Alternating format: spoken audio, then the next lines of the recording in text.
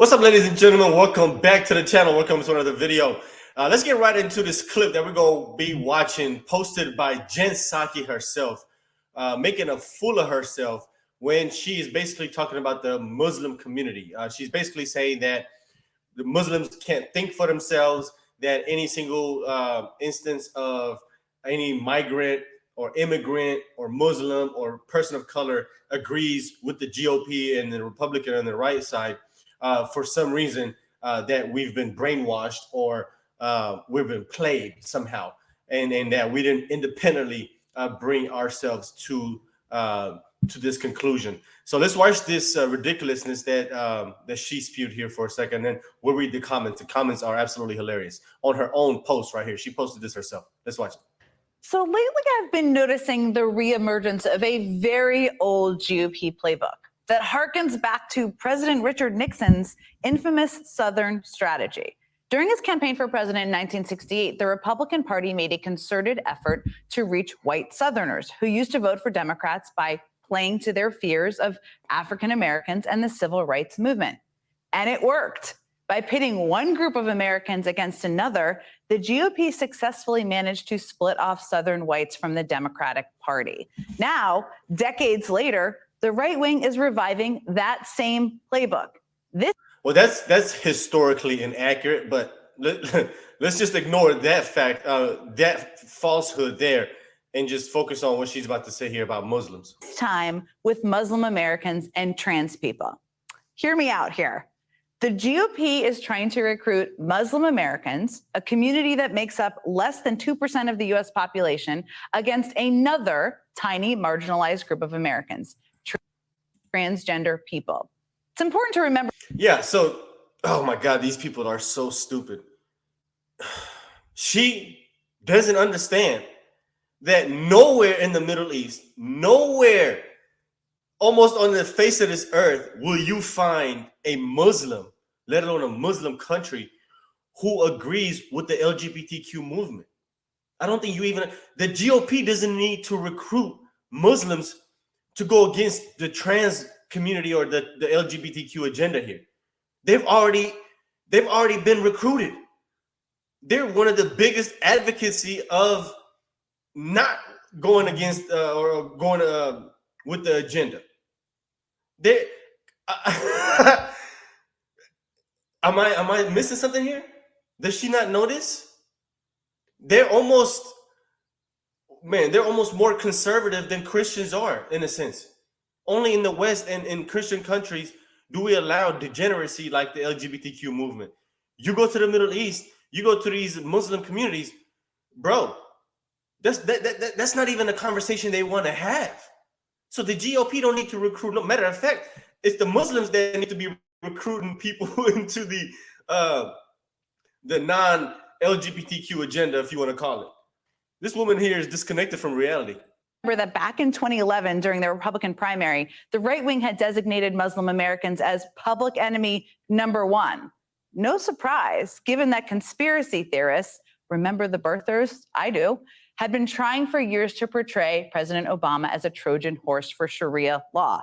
Republican after Republican candidate ginned up fear about the fabricated threat posed by an Islamic legal doctrine debated by scholars for centuries. To them, the imaginary prospect of Sharia law in this country was scarier than gun violence, climate change, and more important to discuss than, say, millions of people who didn't have health care. I do not believe in Sharia law in American courts. I believe in American laws in American courts. If we think that there is an undermining now, just wait. If Sharia is adopted or utilized by justices in the United States. Accepting Sharia in the United States would be the end of our civilization as we know it. No jurisdiction will tolerate having Sharia imposed in the United States of America. The end of our civilization as we know it, he says. Of course, there was no chance Sharia law was going to be implemented in the United States. Now, Trump's origin story is the birther movement is a part of that. But all of this also set the stage for him to make this declaration as a candidate in 2015. Donald J. Trump is calling for a total and complete shutdown of Muslims entering the United States. Now, Ooh, fast forward 8 man, they years, used that and out the of right wing has context. focused their fear-mongering on trans people. And who better to go after the new enemy than the old enemy? Consider this from 2015. We cannot be the warehouse of all these, Muslim people coming from these far-flung lands where, we're just not going to be able to control who becomes radicalized, who doesn't, because of technology. It's impossible. She's right, though. Now, if you can believe it, Laura Ingraham is rallying Muslims against books in schools with LGBTQ plus themes. Us Catholics and other Christians, other people of faith have been waiting for the Muslims to step up on this issue. In an interview later with Semaphore, Laura Ingraham's guest, who you just saw on the screen, couldn't believe how ironic this all is. He said, quote, 5 years ago, Laura was saying we shouldn't have Muslims in this country. Now she's saying, thank God the Muslims are here. Just to summarize, the That is not what she right-wingers, the said. conspiracy theorists, the birthers, they now want us to forget the years they spent fear-mongering about Muslims and Islam. 10 years ago, standing against Sharia law was the key GOP litmus test. Now that litmus test seems to be how fervently you oppose transgender people. Just listen to what Trump himself had to say about that. Even he doesn't exactly know why he's attacking them. It's amazing how strongly people feel about that. You see, I'm talking about cutting taxes. People go like that. Talk about transgender. Everyone goes crazy. Who would have thought 5 years ago you didn't know what the hell it was? So what you just heard in that video, that sounds an awful lot like and reminiscent of what George Wallace, a staunch segregationist, once told a newspaper editor. Quote, I tried to talk about good roads and good schools and all of these things that have been part of my career and nobody listened. And then I began talking about Black people and they stomped the floor. So let's be clear. This is the same old GOP playbook, another cynical ploy to tear at the fabric of our society and damage the idea that out of many, we are one, all because they want so desperately to regain the White House. Wow. Wow, wow, wow. MSNBC, you just keep stooping lower and lower. Let's read some of the comments, though. So this is on her own post. Brianna says, hey, Jen Psaki, why do you think minorities are incapable of forming their own views? Secondly, name one Muslim country that would allow their people to declare themselves a member of the LGBTQ plus community. Yeah, name one. Name one. She can't.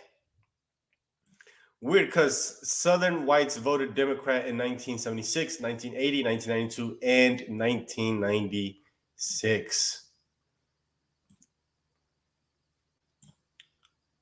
Rita says, only a liar or someone profoundly ignorant of Muslim majority countries and Muslim communities in the West would say something so stupid. So stupid. We all know Jen is incapable of telling the truth. Incredible.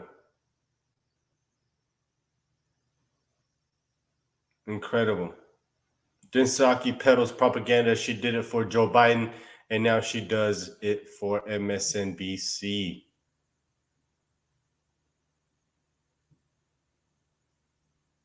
This is crazy. But anyway, let me know what you guys think. I thought she made a fool of herself. I thought this was ridiculous. Let me know what you guys think. Let's talk about it in the comment section down below. And like the video if this is your first time on the channel. Consider hitting the subscribe button if you guys want to support me any further than that. I have links in my description box. Thanks for being here. See you on the next video. Peace.